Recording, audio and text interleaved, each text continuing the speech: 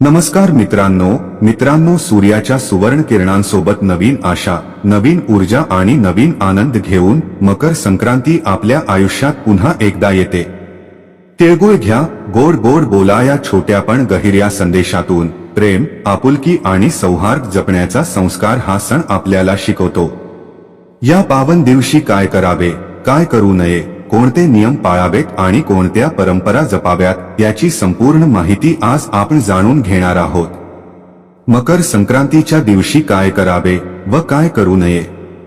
आठवण सूर्याची, साठवण स्नेहाची। कणभर तीळ, मनभर प्रेम, गुळाचा गोडवा स्नेह वाढवा। तिळगुळ घ्या, गोड गोड बोला। मकर संक्रांत हा सौभाग्यवती स्त्रियांसाठी खूप खास सण मानला जातो। कारण प्रत्येक स्त्रियांना छानसं तयार व्हायला खूप आवडते, त्यामुळे मकर संक्रांतीचा दिवस स्त्रियांसाठी खूप मोठा सण आहे। आज मी तुम्हाला मकर संक्रांती कशावर आली आहे व सौभाग्यवती स्त्रियांनी या दिवशी कोणत्या रंगाची साडी नेसावी, त्याचबरोबर कोणत्या रंगाची साडी चुकूनही नेसू नये, शिवाय संक्रांतीसाठी कोणते शुभ रंग आहेत, बांगड्या भरताना कोणत्या रंगाच्या बांगड्या अजिबात घालायच्या नाहीत आणि कोणत्या प्रकारच्या बांगड्या घालाव्या, बोरन्हान किंक्रांत म्हणजे काय, अशी बरीच माहिती मी तुम्हाला आजच्या व्हिडिओतून देणार आहे। मकर संक्रांत 2026 ही 14 जानेवारीला बुधवारी आहे। पौष महिन्यात जेव्हा सूर्य मकर राशीत प्रवेश करतो, या दिवसापासून सूर्याचे उत्तरायण सुरू होते, म्हणजे सूर्य हा पूर्वेलाच उगवतो पण तो उत्तरेकडे थोडासा झुकलेला दिसतो। आणि या संक्रांतीपासूनच वातावरणातील थंडीही हळूहळू कमी होत जाते आणि संक्रांतीपासूनच दिवस हा हळूहळू मोठा होत जातो। मकर संक्रांतीला स्नान, दान, धर्म, देवाचे दर्शन, तप याला विशेष महत्त्व आहे।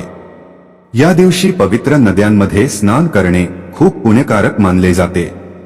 संक्रांत जवळ आली की प्रत्येकाची चर्चा असते की यंदा संक्रांत कशावर आली आहे, तर चला मग पाहूया।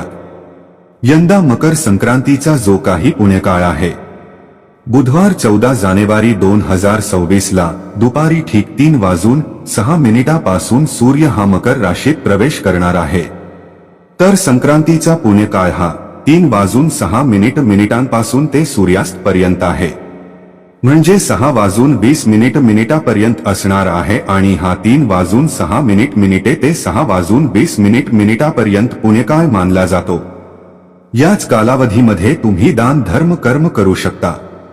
हिंदू धर्मात संक्रांत ही एक देवता मानली गेली असून प्रतिवर्षी ती येताना वेगवेगळ्या वाहनावर बसून येते। यावर्षी मकर संक्रांत वाघावर बसून येईल, म्हणजे मकर संक्रांतीचे वाहन वाघ आणि उपवाहन घोडा असेल। तिने पिवळ्या रंगाचे वस्त्र परिधान केलेले असून हातामध्ये गदा घेतलेला आहे। तिने केशराचा तिलक लावलेला असून वयाने ती कुमारी आहे व बसलेल्या अवस्थेत असून तसेच वासाकरता जाईचे फूल तसेच ती पायस, खीर भक्षण करत आहे। सर्पजाती आहे। भूषणार्थ मोती धारण केला आहे।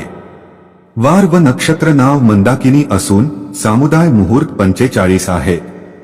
पूर्वेकडून पश्चिमेस जात आहे व वायव्य दिशेस पाहत आहे। संक्रांतीने ज्या वस्तू परिधान केल्या आहे त्या वस्तू महाग होतील। संक्रांत जेथून आली आहे त्या लोकांना सुख मिळेल। या दिवशी सूर्याला चंदन मिसळून जल अर्पण केल्याने पदमान वाढतो। तसेच संक्रांतीच्या दिवशी दात घासणे वर्ज्य आहे। तामसिक भोजन करणे, अभद्र बोलणे, झाडे तोडणे व कोणत्याही प्रकारची नशा करणे वर्ज्य आहे। तसेच या दिवशी मोठ्यांचा अपमान होईल अशी कार्य आपल्याला चुकून देखील करायची नाही। या दिवशी आपल्या घरामध्ये चुकून देखील मांसाहार बनता कामा नये। आता बघा, संक्रांतीला स्त्रियांना प्रश्न पडलेला असतो की या दिवशी कोणत्या रंगाची साडी नेसावी किंवा कोणत्या रंगाची नेसू नये। तर आपल्या धर्मामध्ये प्रत्येक रंगाचं एक वेगळे आणि अनन्यसाधारण असं महत्त्व आहे, कारण प्रत्येक रंग तुम्हाला एक वेगळी ऊर्जा प्रदान करतो। काही रंग सकारात्मक शुभदायी लहरी प्रदान करतात, तर काही रंग अशुभ मानले जातात, नकारात्मकतेचे प्रतीक मानले जातात। पण आपल्या हिंदू धर्मात काही 4-5 रंग आहे, ते खूप शुभ मानले आहे।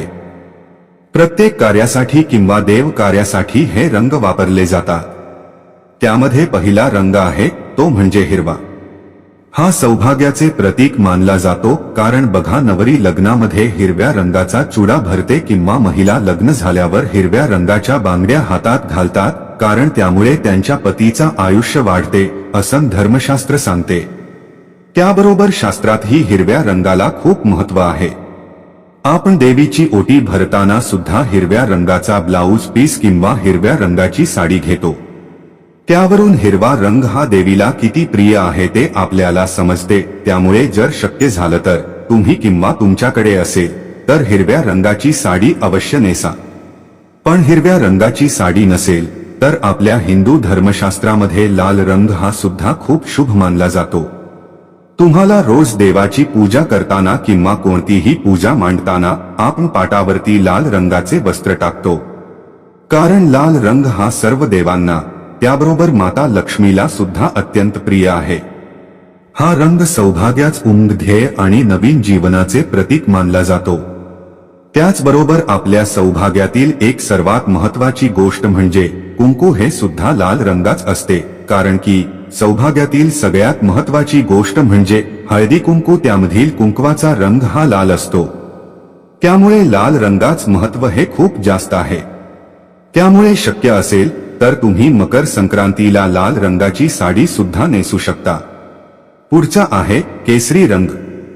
केसरी रंगाची साडी सुद्धा नेसू शकता. हा केसरी रंग त्या ज्ञान, शुद्धता आणि सेवेचे प्रतीक आहे. छत्रपती शिवाजी महाराजांच्या सेनेचा ध्वज, रामकृष्ण आणि अर्जुन यांच्या रथाचे ध्वज केशरी रंगाचे होते, कारण की केशरी रंग हा शौर्य, बलिदान आणि वीरता यांचे प्रतीक मानला जातो. तसेच केशरी रंग हा देवी शक्तीचे प्रतिनिधित्व करतो. त्या रंगातून एक सकारात्मक ऊर्जा प्रवाहित होते. त्यामुळे तुम्ही केशरी रंगाची साडी जरी घेतली तरी तुम्हाला सुद्धा एक नवीन प्रकारची ऊर्जा मिळते. त्यानंतर सर्वात स्त्री वर्गाचा आवडीचा रंग म्हणजे गुलाबी रंग. गुलाबी रंग हा प्रत्येक स्त्रीला हा गुलाबी रंग खूप आवडत असतो. गुलाबी रंग हा प्रेमाचा रंग मानला जातो. तसेच हा रंग आनंदाचा प्रतीक सुद्धा मानला जातो. गुलाबी रंग हा नेहमी स्त्रियांना आकर्षित करत असतो. स्त्रीच वय काहीही असो तरी देखील त्यांना गुलाबी रंग हा आवडतोच. गुलाबी रंगाचे कपडे परिधान केल्यामुळे आपलं मन देखील खूप प्रसन्न होत असते. एक वेगळीच एनर्जी आपल्याला मिळत असते. गुलाबी रंगामुळे सुख, समाधान येत आणि मन सुद्धा शांत राहते. त्यामुळे गुलाबी रंगाचे वेगळंच असं काही महत्त्व आहे. त्यामुळे तुम्हाला संक्रांतीला गुलाबी रंगाची साडी तुम्ही अवश्य नेसू शकता. हे झाले शुभ रंग. आणि संक्रांती दिवशी अशा रंगाचे कपडे परिधान केल्यामुळे हे रंग बाहेरची उष्णता शोषून घेतात आणि आपले शरीर उबदार ठेवतात. थंडीपासून आपले संरक्षण व्हावे म्हणून गडद रंगाचे कपडे या दिवशी घातले जातात. त्याचबरोबर तुम्ही चिंतामणी कलर, पोपटी कलर, राणी कलर, क्रीम कलर अशा रंगाच्या साड्या सुद्धा नेसू शकता. तसेच या दिवशी काळ्या रंगाची साडी आवर्जून घातली जाते. या सर्व रंगाच्या साड्या तुम्ही या दिवशी नेसू शकता. फक्त पिवळ्या रंगाची साडी नेसायची नाही, कारण संक्रांती देवीने ज्या रंगाचे वस्त्र परिधान केलेले असते त्या रंगाची साडी किंवा वस्त्र या दिवशी परिधान करू नये असे सांगितले जाते. म्हणजे ही पद्धत पूर्वीपासून चालत आली आहे. यावर्षी म्हणजे 2026 ला यंदा संक्रांत पिवळ्या रंगावर आली आहे. त्यामुळे यावर्षी संक्रांतीला पिवळ्या रंगाची साडी आपण चुकूनही नेसायची नाही. त्यानंतर बांगड्यांबद्दल सांगायचं झालं तर संक्रांतीला प्रत्येक स्त्रिया बांगड्या भरत असतात. 16 शृंगार यामध्ये बांगड्यांचा समावेश असतो. त्यामुळे आपल्या हिंदू धर्मात बांगड्यांना सुद्धा खूप महत्त्व आहे. संक्रांतीला सर्व स्त्रिया छान छान काठापदरच्या साड्या घालतात, ओवाळायला जातात, हळदी कुंकू करतात, तिळगुळ देतात आणि त्यामुळे आपल्या हातामध्ये 2 तरी काचेच्या बांगड्या असायलाच पाहिजे. तुम्ही हिरव्या रंगाच्या बांगड्या घालण्याचा प्रयत्न करा, कारण हिरवा रंग हा शुभ आणि सौभाग्याचं प्रतीक मानला जातो. आणि असं सुद्धा म्हणतात की हिरव्या रंगाच्या बांगड्या घातल्यामुळे आपल्या सौभाग्यामध्ये वाढ होते, म्हणजे आपल्या पतीचा आयुष्य वाढते असं धर्मशास्त्र सांगते. त्यामुळे शक्यतो तुम्ही काचेच्या आणि हिरव्या रंगाच्या बांगड्या घाला. बांगड्या घालताना एका हातामध्ये 6 आणि दुसऱ्या हातात 7 अशा प्रकारच्या घालायच्या आहे. बांगड्या घालण्याचे नियम देखील आहेत. आपण कासाराकडे गेलो असतो तो आपल्याला अशाच प्रकारे बांगड्या भरतो. म्हणजे एका हातामध्ये एक बांगडी जास्त घालायची, मग बांगड्या तुम्ही कितीही घालू शकता. आपण यावर्षी मकर संक्रांतीला बांगड्या घालू तेव्हा पिवळ्या रंगाच्या बांगड्या आपल्याला घालायच्या नाही. मकर संक्रांतीला बांगड्या घालत असताना हिरव्या काचेच्या बांगड्या सोबत लाखेची एक बांगडी का होईना तुम्ही नक्की घाला. हिरव्या काचेच्या बांगड्या घालण्याला अनन्यसाधारण महत्त्व आहे. तुम्ही सोन्याच्या कितीही बांगड्या घातल्या तरी देखील काचेच्या हिरव्या बांगड्या आवर्जून घाला.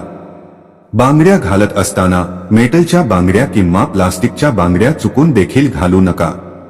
टिचक्या बांगड्या हातामध्ये ठेवू नका. त्यामुळे आपल्या घरामध्ये दारिद्र्य येतं. त्यासाठी पिचक्या बांगड्या असतील तर लगेच ते हातामधून दूर करा. आता सगळ्यांना पडलेला महत्त्वाचा प्रश्न तो म्हणजे पिवळ्या रंगावरती संक्रांत आली आहे, या कारणाने आपण हळदी कुंकू लावावे का? हळद लावावी का? तर हळद ही पिवळ्या रंगाची असते. तरी देखील आपण हळद लावू शकतो, कारण की देवीने केशराचा टिळा लावलेला आहे. त्यासाठी केशराचा जो टिळा आहे तर तो आपल्याला या दिवशी लावायचा नाही.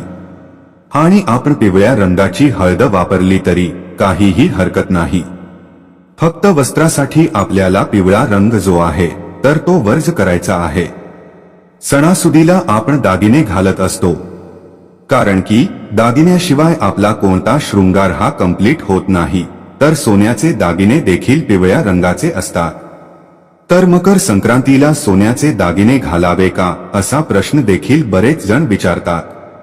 तर दागिने तुम्ही घालू शकता, कारण फक्त आपल्याला वस्त्राचा जो रंग आहे तर तो पिवळा आपल्याला वर्ज करायचा आहे.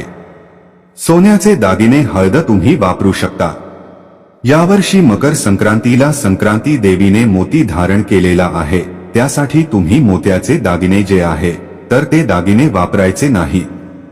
या व्यतिरिक्त तुम्ही सोन्याचे दागिने वापरू शकता. यावर्षी संक्रांती देवीने वासाकरिता जाईचे फूल घेतलेले आहे. त्यासाठी आपल्याला जाईच्या फुलांचा गजरा हा अजिबात घालायचा नाही. या व्यतिरिक्त तुम्ही गुलाब, शेवंती, मोगरा, अबोली अशा फुलांचा गजर घातला तर काही हरकत नाही. फक्त आपल्याला जाईच्या फुलांचा गजरा हा वर्ज करायचा आहे. यावर्षी संक्रांती देवीने पायस भक्षण करीत आहे. म्हणजे पायस म्हणजे खीर. तर या दिवशी खीर आपल्याला चुकून देखील खायची नाही. तुम्ही कोणतीही खीर या दिवशी खाऊ नका, कारण की देवी जे करत आहे तर ते आपण करू नये असं सांगितलं जातं. त्यासाठी ती पायस भक्षण करीत आहे, म्हणजे खीर खात आहे. त्यासाठी या दिवशी आपल्याला खीर घरामध्ये बनवायची नाही.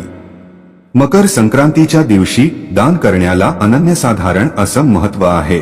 या दिवशी तुम्ही नवे भांडे, गाईला घास, तीळ पात्र, गुळ, तीळ, सोने, भूमी, गाय, वस्त्र, घोडा इत्यादीचे यथाशक्ती दान करू शकता.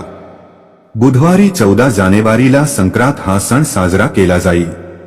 तर गुरुवारी 15 जानेवारी रोजी करिदिन म्हणजे किंक्रात हा सण साजरा केला जाईल. फार वर्षांपूर्वी किंक्रासूर नावाचा एक राक्षस होता. तो लोकांना फार पीडा देई. त्याला मारण्यासाठी देवीने संक्रांतीचे रूप घेतले. या संक्रांती देवीने किंक्रासुराला ठार केले आणि लोकांना सुखी केले. संक्रांती देवीने मकर संक्रांतीच्या दुसऱ्या दिवशी किंक्रासूर नावाच्या राक्षसाला ठार मारले आणि त्याच्या जाचातून प्रजेला मुक्त केले. म्हणून हा दिवस किंक्रात म्हणून साजरा केला जातो. पंचांगमध्ये हा सण करदिन म्हणून देखील ओळखला जातो. हा दिवस शुभ कार्याला घेतला जात नाही. या दिवशी कोणतेही शुभ कार्य केले जात नाही. किंक्रांतीच्या दिवशी स्त्रिया कुंकू समारंभ साजरा करतात. या दिवशी स्त्रियांनी शेणात हात घालू नये असे देखील शास्त्रामध्ये सांगितलेलं आहे. केरकचरा काढण्यापूर्वी वेणी घालावी असे देखील सांगितलं जातं. तसेच या दिवशी केस देखील धुतले जात नाही. तसेच दुपारी हळदी कुंकू करतात. अशा काही प्रथा देखील किंक्रांतीला महाराष्ट्रामध्ये पाळल्या जातात. तसेच या दिवशी बेसनाचे धिरडे करून खाण्याचे देखील प्रथा आहे. किंक्रांतीच्या दिवशी चांगल्या कामाची सुरुवात करू नये, लांबचा प्रवास करू नये, देवाची पूजा करू नये. बघा, या दिवशी देवाची पूजा करून गोडाचा किंवा गुळाचा नैवेद्य अर्पण करावा. घरामध्ये वादविवाद करू नये, मन शांत ठेवावे, शांतचित्त ठेवून सर्वांची आदराने वागावे. कुलदेवता व कुलदेवीतीचे सर्व देवाचे पूजन तसेच नामस्मरण करावे, नाम जप करावा. ही काही कामे किंक्रांतीच्या दिवशी करावी किंवा काही कामे वर्ज करावे. या दिवशी लांबचा प्रवास करू नये. तसेच या दिवशी शुभकार्य देखील केले जात नाही. मकर संक्रांती पासून ते रथसप्तमी पर्यंत हळदी कुंकू साजरा केला जातो. घरात बाळ जन्माला आल्यानंतर येणाऱ्या पहिल्या संक्रांतीचे खूप महत्त्व असते. या दिवशी लहान मुलांना बोर न्हाण घातले जात. परंपरेनुसार ज्या पद्धतीने नवविवाहितेला हलव्याचे दागिने घालून सजवतात, त्याचप्रमाणे लहान मुलांना सुद्धा काळे कपडे घालून हलव्याचे दागिने घातले जातात. हा लहान मुलांचा कौतुक सोहळा असतो. बाळाचा जन्म झाल्यानंतर पहिल्या संक्रांतीला बोरन्हाण घातलं जातं. या शिशु संस्काराची व्याख्या म्हणजे लहान मुलांना उत्तम आरोग्य लाभावे म्हणून बोरन्हाण घालण्याची पारंपरिक पद्धत आहे. बोरन्हाणासाठी कोणत्याही मुहूर्ताची गरज भासत नाही. बाळ अगदी लहान असल्यापासून ते 1 ते 3 वर्षांपर्यंत बोरन्हाण करता येतं. काही ठिकाणी 5 वर्षांपर्यंत देखील बोरन्हाण घालण्याची पद्धत आहे. त्या कार्यक्रमात बाळाला घालण्यासाठी काळा रंगाचा ड्रेस निवडावा, हलव्याचे दागिने घालावेत. त्या दागिन्यामध्ये तिळाचा वापर हा केलेला असतो. तसेच ओतण्यासाठी मुरमुरे, बत्तासे, बोर, करवंद, तिळगुळ, फुटाणे, उसाचे तुकडे, हरभरा आणावे. सध्या लोक त्यामध्ये बिस्किट चॉकलेटचा देखील समावेश करतात. या कार्यक्रमासाठी नातेवाईक तसेच शेजारी पाजाऱ्यांना बोलवावे. खाली स्वच्छ आसन पसरवून त्यावर तांदळाची किंवा गव्हाची रांगोळी काढून त्यावर पाट ठेवावा. बाळाला त्यावर बसवून ओवाळावे. मग बाळाच्या डोक्यावरून सर्व पदार्थ हळुवारपणे ओतावे. इतर मुलांना ते उचलायला सांगावे. बोर न्हाण का करायचं याच्या संदर्भात अशी आख्यायिका आहे की करी नावाचा एक राक्षस होता. त्या करी राक्षसाची वाईट दृष्टी व वाईट विचार मुलांवरती पडू नये यासाठी सर्वात आधी हे कृष्ण भगवंतांवरती केलं गेलं होतं. नंतर ही प्रथा पडली आणि तेव्हापासून बोर न्हाण केलं जातं. लहान मुले हे कृष्णाच्या स्वरूपात आहे आणि त्यांच्यावरती करी राक्षसांची वाईट विचार दृष्टी पडू नये असं म्हणून लहान मुलांवरती बोरन्हाण केलं जातं. तसेच शास्त्रामध्ये बघितलं तर या कालावधीत वातावरणात असे अनेक बदल होत असतात. लहान मुलांना या बदलत्या ऋतूची बाधा होऊ नये म्हणून या काळात मिळणारी फळे मुलांना खायला घातली जातात. त्यांना मजा हे व्हावी म्हणून अशी फळे वेचून खाण्याची संधी त्यांना दिली जाते. संक्रांतीच्या दिवसापासून रथसप्तमीपर्यंत आपल्या सोयीप्रमाणे कोणत्याही दिवशी बोर न्हाण करता येतं. मकर संक्रांती हा केवळ सण नाही तर तो संस्कारांचा, नात्यांचा आणि सकारात्मकतेचा उत्सव आहे. जसं तिळगुळ गोडवा वाढवतात तसंच आपल्या शब्दांनी, विचारांनी आणि कृतींनीही इतरांच्या आयुष्यात आनंद पसरवूया. सूर्याच्या नव्या ऊर्जेसोबत आपल्या जीवनात आरोग्य, समृद्धी, शांती आणि समाधान नांदो हीच मनापासून प्रार्थना. तिळगुळ घ्या, गोड गोड बोला आणि या सुंदर परंपरेचा अभिमानाने सन्मान करा. मकर संक्रांतीच्या हार्दिक शुभेच्छा. धन्यवाद. हर हर महादेव.